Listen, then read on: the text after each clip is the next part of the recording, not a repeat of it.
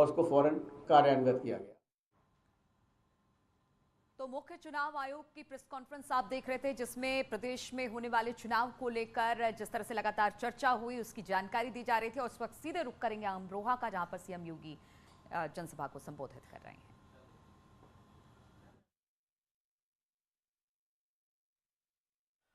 और ईस्वी सन का 2021 वर्ष की कल अंतिम तारीख है। परसों से 2022 ईस्वी सन का नया वर्ष प्रारंभ हो जाएगा। और इस अवसर पर जब जन विश्वास यात्रा आपके यहां आई है तो 437 करोड़ रुपए की परियोजनाओं का उपहार भी महाराज देगा। और इस अवसर पर जब जन विश्वास यात्रा आपके यहां आई है तो 437 करोड़ रुपए की परियोजनाओं का उपहार भी महाराजगंज जनपद वासियों को प्राप्त हो रहा है। मैं इस अवसर पर आप सबको हृदय से बधाई देता हूं, अपनी शुभकामनाएं देता हूं। ये योजनाएं आपके द्वारा की गई अपेक्षा के अनुरूप आपके जनप्रतिनिधियों ने, माननीय सांसद, माननीय विधायकों ने जो परिश्रम किया और स्थानीय प्रशासन ने उसको समयबद्ध ढंग से लागू किया, उसका परिणाम आपके सामने है। और ये परियोजनाएं आपके लिए फलीभूत हो, महाराजगंज जनपद के नागरिकों के जीवन में इन योजनाओं के माध्यम से उनके जीवन में परिवर्तन का ये वाहक बन सके, इसके लिए भी मैं आप सबको हृदय से अपनी शुभकामनाएं देता हूं। भाइयों बहनों, आज फर्क साफ है। 2014 के पहले देश के अंदर वातावरण क्या था और 2014 के बाद देश के अंदर वातावरण में कितना परिवर्तन हुआ है, यह आज किसी से छुपा हुआ नहीं है।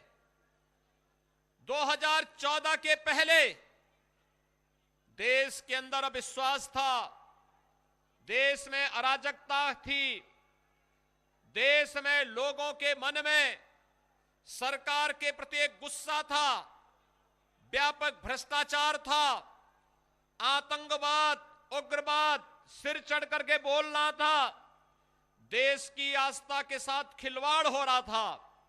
लेकिन 2014 के बाद प्रधानमंत्री मोदी जी के नेतृत्व में भारतीय जनता पार्टी की सरकार बनने के बाद देश के लोगों के मन में एक विश्वास जागृत हुआ। वैश्विक मंच पर भारत की प्रतिष्ठा बढ़ी, आम जन को शासन की कल्याणकारी योजनाओं का लाभ मिलना प्रारंभ हुआ।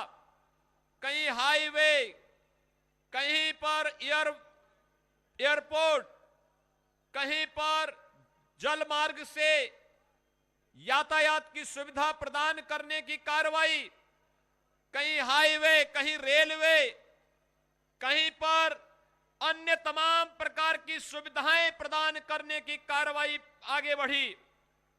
और गरीब कल्याणकारी योजनाओं का लाभ लोगों को प्रदान होना शुरू हुआ। हर गरीब के घर में शौचालय बने, हर गरीब को सिर ढकने के लिए छत मिले, हर गरीब को राशन मिले, हर गरीब को 5 लाख रुपए का आयुष्मान भारत की सुविधा मिले, हर गरीब को शासन की सुविधाओं से आच्छादित करके उसके जीवन में परिवर्तन लाया जा सके। इसके जो कार्यक्रम प्रारंभ हुए देश के अंदर लागू तो हुए, लेकिन उत्तर प्रदेश में 2017 तक पिछली सरकार ने उन योजनाओं को लागू नहीं होने दिया। परिणाम साफ था, उत्तर प्रदेश की पिछली सरकारें उत्तर प्रदेश में दंगाइयों को प्रश्रय देती थी, उत्तर प्रदेश में अराजकता को बढ़ावा देती थी, उत्तर प्रदेश को परिवारवाद की जागीर मान करके उत्तर प्रदेश को अराजकता की आग में झोंकने का कार्य कर रही थी। नौजवान बेरोजगार था, किसान बदहाल था, महिला असुरक्षित थी और प्रदेश के अंदर अराजकता का एक वातावरण था, प्रदेश के नागरिकों के सामने पहचान का एक संकट आया था। लेकिन भाइयों बहनों, प्रधानमंत्री मोदी जी के नेतृत्व में, उनके आह्वान पर प्रदेश की जनता जनार्दन ने भारतीय जनता पार्टी को अपना आशीर्वाद दिया। पिछले 4.25 वर्ष से प्रदेश में भारतीय जनता पार्टी की सरकार कार्य कर रही है और सरकार की कार्य पद्धति आपने देखा है। आज प्रदेश के अंदर पिछली सरकार में गरीब को आवास नहीं मिलते थे, आवास का पैसा कहां चला जाता था हर व्यक्ति जानता है। लेकिन हमारी सरकार आई, 4.5 वर्ष में 43 लाख गरीबों को एक एक आवास उपलब्ध करवाने का कार्य किया गया। प्रदेश के अंदर 2 करोड़ 61 लाख गरीबों को शौचालय उपलब्ध करवाए गए। 1 करोड़ 43 लाख परिवारों के लिए बिजली के निःशुल्क कनेक्शन उपलब्ध करवाने के कार्य कराए गए। 6 करोड़ लोगों को निःशुल्क स्वास्थ्य बीमा का कवर दिया गया। वृद्धावस्था पेंशन, विधवा पेंशन, दिव्यांग जन पेंशन की राशि में कई गुना बढ़ोतरी की गई। और भाइयों बहनों, कोरोना कालखंड में आपने देखा होगा, फ्री में राशन, फ्री में वैक्सीन, फ्री में उपचार, फ्री में टेस्ट, यह भी प्रदेश के अंदर आपने देखा होगा। भाइयों बहनों, मैं आज पूछना चाहता हूं, सरकार तो वही है, चेहरे बदले। 2017 के पहले प्रदेश के अंदर क्यों नहीं होता था? कारण साफ था, गरीब का पैसा कहां जाता था। उस समय की सरकार में जो लोग बैठे हुए थे, गरीब का पैसा हड़प जाते थे और आज वही गरीब का पैसा दीवालों से निकलते हुए आपने पिछले 4 दिनों के अंदर देखा होगा। जेसीबी लगा करके पैसा निकाला जा रहा है, क्योंकि इन लोगों ने गरीब का पैसा लूट करके घरों में रख दिया था। ये गरीब को न मकान देते थे, न शौचालय की सुविधा देते थे, न स्वास्थ्य की 5 लाख रुपए की आयुष्मान भारत की सुविधा उपलब्ध कराते थे, न उपचार की व्यवस्था करते थे और न ही किसी भी प्रकार की अन्य सुविधा, न फ्री में राशन, न फ्री में वैक्सीन। इंसेफ्लाइटिस जैसी बीमारी से हजारों मौतें होती थी, लेकिन कोई पुरसा हाल नहीं था। भाइयों बहनों, आज तो इन सभी प्रकार की सुविधा का लाभ जनता जनार्दन को मिलता हुआ दिखाई दे रहा है। और आज मैं इसीलिए आपसे कहने के लिए आया हूं कि भाइयों बहनों, भारतीय जनता पार्टी ने जो कहा सो करके दिखाया है, जो कहा सो करके दिखाया है।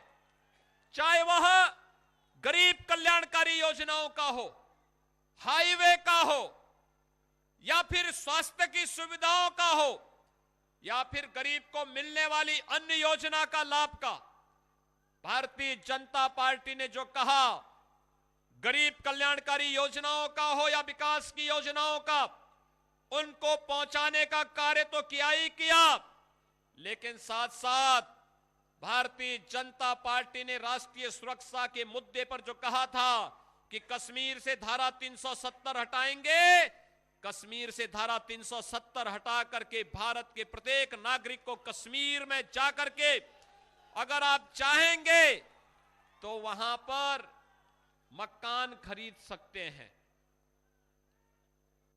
इससे पहले सुविधा नहीं थी। 2019 से पहले यह सुविधा, कश्मीर का नागरिक भारत के अंदर कहीं भी जमीन और मकान खरीद सकता है। लेकिन भाइयों बहनों, अगर प्रेम सागर पटेल चाहते कि कश्मीर और श्रीनगर में मकान लेना है, नहीं खरीद सकते थे। लेकिन अब उनको स्वतंत्रता हो गई है, वे कश्मीर में मकान भी खरीद सकते हैं और चुनाव भी लड़ सकते हैं। भाइयों बहनों, देश के नागरिकों को इस सम्मान दिया किसने? भारतीय जनता पार्टी 1952 से कहती थी कि कश्मीर में धारा 370 आतंकवाद की जड़ है। ये धारा 370 आतंकवाद की जड़ है और भारतीय जनता पार्टी इसके खिलाफ, भारतीय जनसंघ और भारतीय जनता पार्टी इसके खिलाफ लड़ती रही। डॉक्टर श्यामा प्रसाद मुखर्जी ने नारा दिया था, एक देश में दो विधान, दो प्रधान और दो निशान नहीं रहेंगे, नहीं रहेंगे। कांग्रेस आतंकवाद की जड़ इस धारा 370 को पलवित पोषित करती रही, लेकिन जैसे ही मोदी जी को अवसर मिला, मोदी जी ने कश्मीर से धारा 370 को सदैव के लिए समाप्त कर दिया। भाइयों बहनों, इससे पहले के चुनाव जब आते थे, इससे पहले के चुनाव जब आते थे, उन चुनाव में एक नारा गूंजता था, एक ही नारा गूंजता था कि रामलला हम आएंगे, मंदिर वहीं बनाएंगे। लेकिन मीडिया के लोग हम लोगों के चिढ़ाते हुए कहते थे कि आप ये तो बोलते हैं लेकिन तिथि नहीं बताएंगे। लेकिन भाइयों बहनों, हमने तिथि बताई नहीं। प्रधानमंत्री मोदी जी ने अयोध्या में भगवान राम के भव्य मंदिर निर्माण का शिलान्यास करके कार्य भी प्रारंभ कर दिया है। अयोध्या में राम मंदिर का निर्माण होने से कितने लोग खुश हैं? कितने लोगों में खुशी है जो भगवान राम के भव्य मंदिर निर्माण से खुश हैं? आप लोग मानते हैं ये कार्य अच्छा हुआ है? आप लोग मानते हैं? दोनों हाथ ला करके बोलेंगे जय श्री राम, जय श्री राम।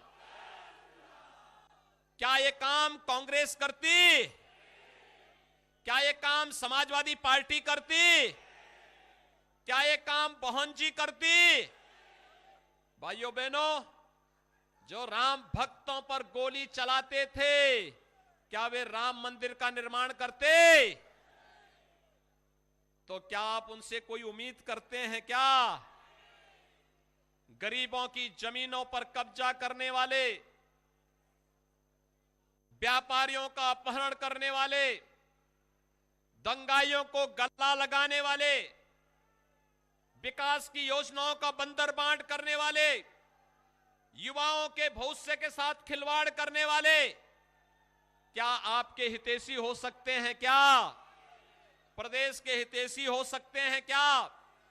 समाजवादी पार्टी या उससे पहले बहुजन समाज पार्टी या उससे पहले कांग्रेस, इनकी तो यही परिपाटी रही है। इन्होंने विकास के लिए नहीं, इन्होंने अराजकता पैदा करने के लिए प्रदेश को गिरवी रखने का कार्य किया था। आज तो प्रदेश में कोई दंगा नहीं कर सकता, आज तो कोई प्रदेश में अराजकता नहीं पैदा कर सकता।